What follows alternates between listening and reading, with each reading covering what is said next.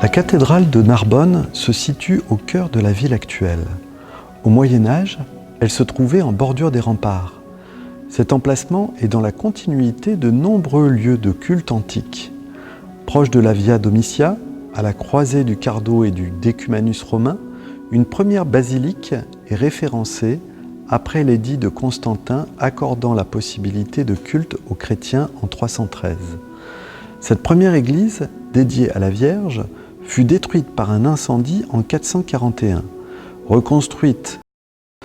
Lorsque le pèlerin rentrait en passant sur cette pierre, symboliquement, en fait, il se nettoyait, et aussi énergétiquement, il y a un phénomène de polarité.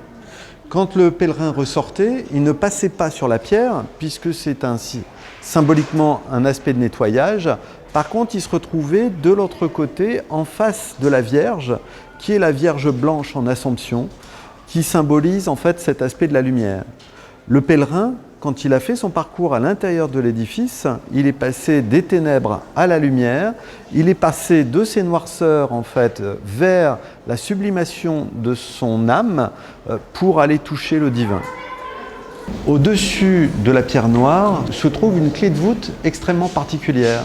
On voit comme trois cercles qui associent le corps, l'âme, l'esprit, qui symboliquement représente la descente de l'énergie dans la matière, mais aussi l'élévation de la matière vers l'esprit.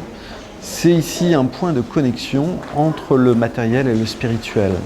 Quand on passe sur la dalle noire, quand on est juste à la verticale de cette clé de voûte, eh bien, il y a quelque chose de magique qui s'opère.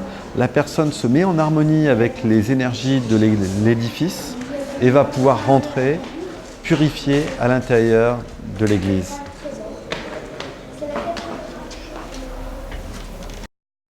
Donc là, en changeant la fréquence, si je me mets sur la fréquence 17,6 au niveau de ma baguette, je vais pouvoir détecter les énergies qui sont plus fortes, qui sont plus cosmiques.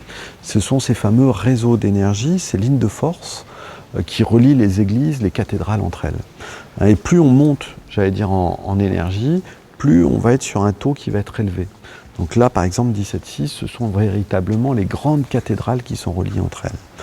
Donc là, sur cette fréquence 17,6, si je passe en fait sur la zone qui est ici, je m'aperçois que j'ai véritablement une ligne de force. C'est vrai que beaucoup de personnes aiment se mettre contre ce pilier.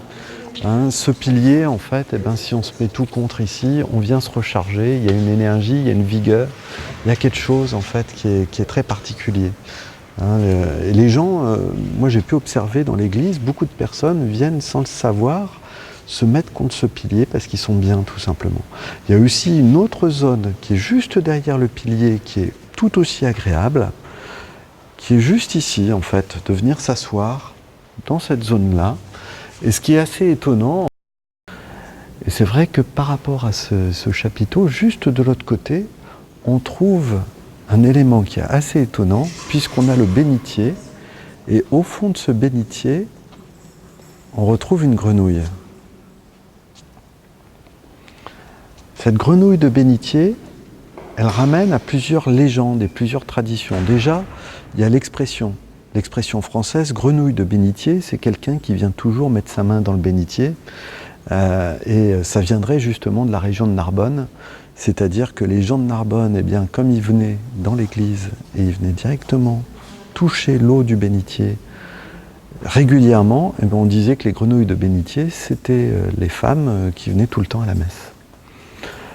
Dans un deuxième temps, il y a une légende qui est liée au compagnonnage. Cette légende du compagnonnage, elle est racontée par plusieurs historiens, plusieurs poètes.